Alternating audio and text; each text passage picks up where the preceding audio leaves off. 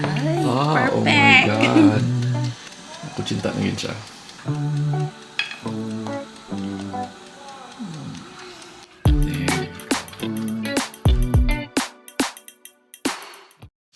So mag-start na tayo gluto og unsa ganin ni kutsinta.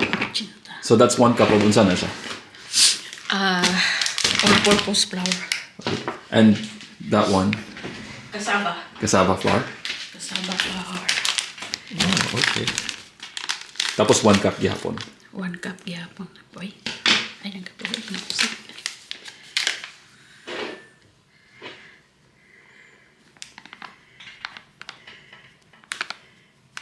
There you go. Or 1 cup brown sugar. brown sugar. Pero mas lami yun kung brown, no? Kay mas nanam siya. Ang color po na. Ay, ang color po niya mo lang ang kutsinta is a bit mura siya yellowish brown, di ba? Oh.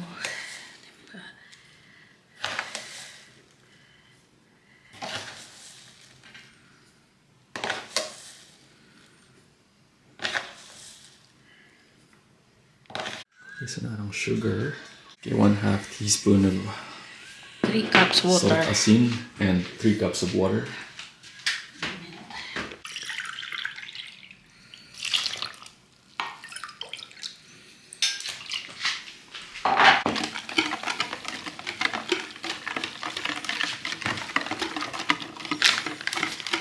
The food coloring. Water? Yeah. 2 tablespoons. Para daw, malambot. Oh, there.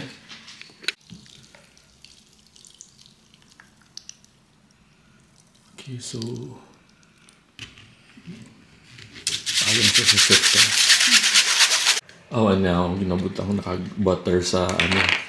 Para di mo pilit.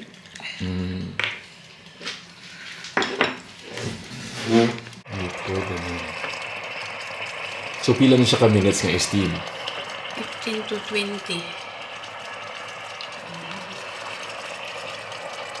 Cute kaya itong kuwan.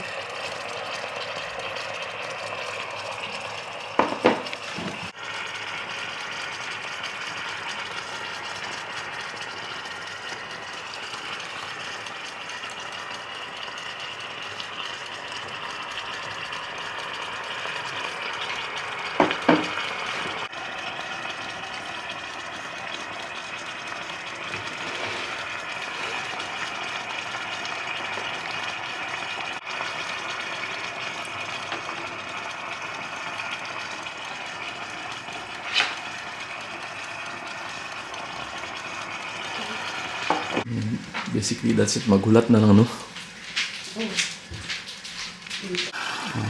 Okay. So, here it is. Hawas na nato. Ay, Oh my perfect. God. Kutsinta na yun siya. There you go, another one. Subutan na itong toppings. This is coconut. Frozen coconut. Okay, walay bagong ginaling din yung coconut. But I think this is okay nga. Ibutang sa dali kay init pa man siya. So,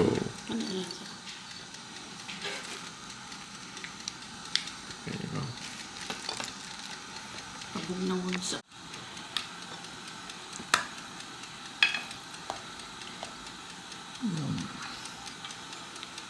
Let's have a taste. Oops.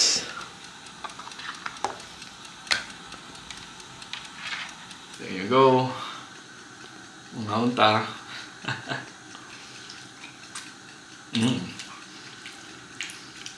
Mura rin sa Pinas niya kutsinta. Wait. One more. Some cheese in there. Cheddar ni, di ba? So this time, so, tilawan na to ang with cheese. Yung cheddar. Di ba? There you go.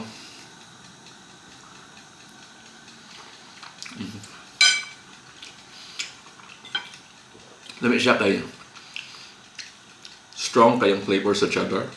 So it's kind of like the kick that you're waiting for.